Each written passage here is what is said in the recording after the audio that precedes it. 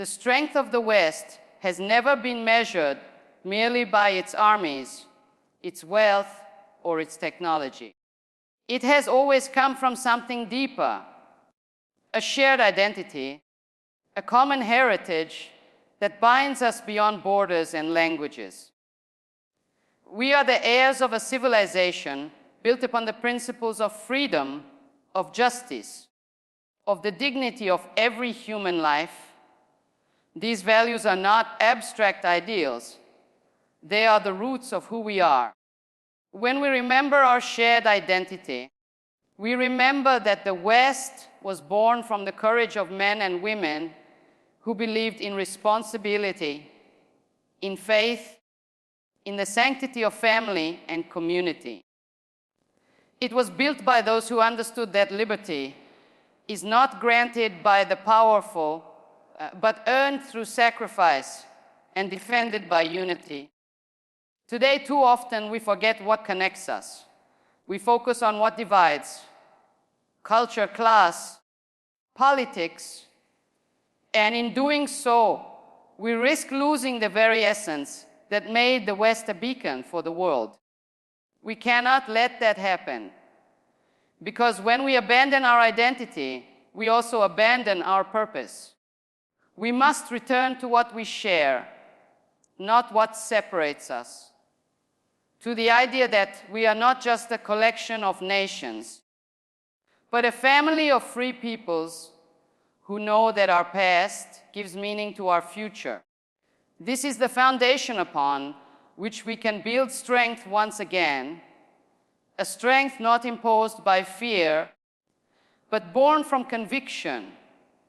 Division is the most powerful weapon that can be used against us, and the most dangerous one we can turn upon ourselves.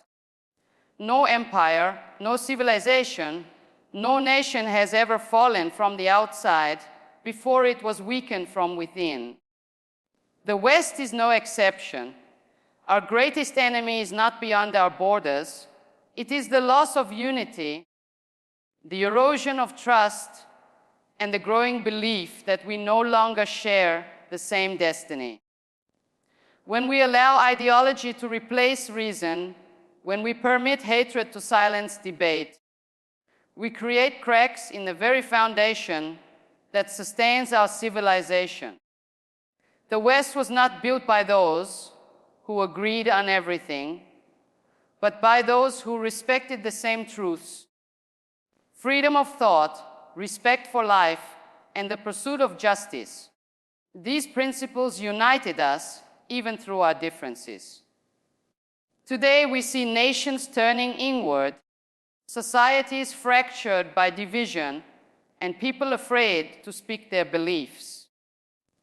We see the manipulation of identity used not to inspire pride, but to sow resentment. This is how a civilization loses its balance, not through war, but through self-doubt. If the West continues to fight itself, it will no longer have the strength to stand against those who wish to see it fall. We must understand that unity does not mean uniformity. It means the ability to walk together despite our differences, guided by the same purpose, to defend the freedom and dignity of our people. Because every time we choose division, we hand victory to those who want to see the West divided, weakened, and forgotten. The West cannot survive if it forgets the moral compass that has guided it for centuries. Our unity is not only political, it is spiritual and cultural. It is anchored in traditions that have given meaning to freedom, the family faith, community, and respect for life itself. When these are dismissed as outdated or inconvenient, the entire structure of our civilization begins to crumble. Defending tradition does not mean rejecting progress. It means ensuring that progress does not destroy the foundation upon which it stands. A tree cannot grow if it cuts its own roots, and the West cannot move forward by denying the values that made it strong, our heritage. Built on Christianity, responsibility, and love for our homeland, is not a burden of the past, but a guide for the future. Today, we face a cultural battle as powerful as any political one. The fight for our traditions is the fight for our identity. When we defend the family, we defend the cornerstone of our society. When we protect faith, we preserve the moral light that guides our freedom. And when we honor our cultural inheritance, we remind the world that the West is not just a place on the map. It is a civilization with a soul. If we forget this, we will lose more than our power. We will lose our purpose. But if we defend it, if we stand proudly for the traditions that shaped us, we will find in them the unity and courage to face every challenge that lies ahead. In a world growing more unstable by the day, the West cannot afford the illusion of isolation. Every challenge we face, from economic turmoil to security threats, from uncontrolled migration to ideological warfare, demands not fragmented responses, but a united stand. Our adversaries thrive on our hesitation, on our divisions, on our inability to act together with courage and clarity. When one nation of the West is attacked economically, politically, or militarily, it is not just that nation that suffers, it is the entire Western family that is tested. The enemies of freedom do not distinguish between countries. They strike at the heart of the civilization that believes in liberty, in truth, in human dignity. And so our defense must also be united, built on mutual trust and shared conviction. We must understand that our strength is multiplied when we stand shoulder to shoulder. Cooperation in defense, in technology, in energy, and in culture is not a luxury, it is a necessity. Because if the West hesitates, others will decide the future for us, and they will not build a world of freedom. Unity gives us the ability to respond not with fear, but with purpose. It gives us the power to say that no matter the crisis, no matter the threat, we will face it together as nations bound by shared destiny and as people who still believe that the light of our civilization must never be extinguished. True unity does not mean erasing who we are.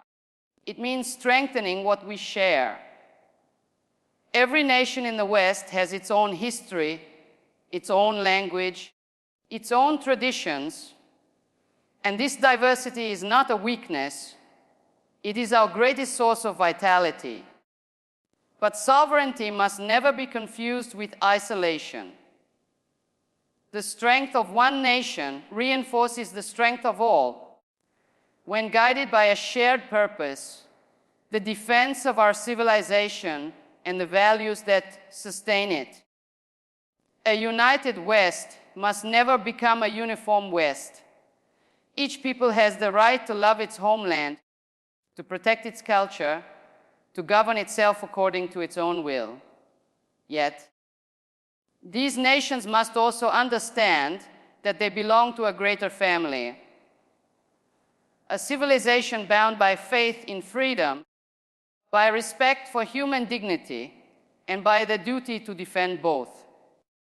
When national pride is rooted in responsibility, it becomes a force for unity. It reminds us that sovereignty is not a wall that separates, but a foundation that supports cooperation. Only sovereign nations can stand together as equals, not as subjects of ideology or economic dependence, but as partners in destiny. We do not seek a West without nations. We seek nations strong enough to form a united West.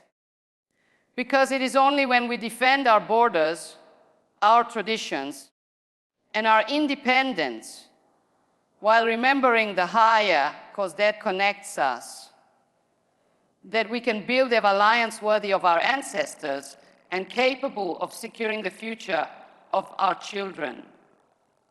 The future of the West depends on one word: unity. Not the false unity of silence or conformity, but the living unity of conviction, courage, and shared destiny. We must understand that our civilization stands at a crossroads. One path leads to division, doubt, and decline. The other leads to renewal, strength, and hope. The choice is ours, but the time to choose is now. If we remain divided by ideology, by fear, by the illusion that we can stand alone, then we will see our freedoms erode, our families weaken, and our nations lose their soul. But if we unite, if we rediscover what made the West great, faith in God, love for truth, respect for work, devotion to family, and pride in our identity, then no force on earth will be able to break us. The world is watching the West. Many hope to see us falter, to see our light extinguished, to see our civilization become a memory. But I tell you this, we will not fall. We will not surrender to chaos or to fear. Because we are more than politics, more than power. We are the guardians of an inheritance built with courage and sacrifice. Our ancestors fought to give us freedom. Now it is our turn to fight, not with hatred, but with conviction, not to dominate, but to defend, to protect the values that define us, and to ensure that the children of tomorrow can still call this world their home. So let us rise together as men and women of the West, proud of who we are, unashamed of what we believe, and unafraid of what we must do. Because only united will we endure, only united will we prosper, and only united will we remain a light for the world and a voice for all who still believe in the eternal power of freedom, faith, and truth. In the end, the message is clear: the West can endure only if it stands united, not merely through treaties or alliances, but through a shared spirit. Our unity must be rooted in truth, in faith, and in the unbreakable belief that freedom is worth defending. Every nation, every citizen, every generation has a role to play in this cause. We are not just protecting borders. We are protecting a civilization, one that gave the world the idea that human dignity is sacred, that justice belongs to all, and that courage can shape destiny. Let us remember that unity is not a sign of weakness, but of wisdom, not surrender, but strength.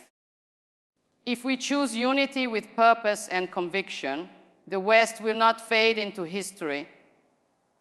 It will rise again, stronger, prouder, and more determined than ever to lead the world with its eternal light of freedom and faith.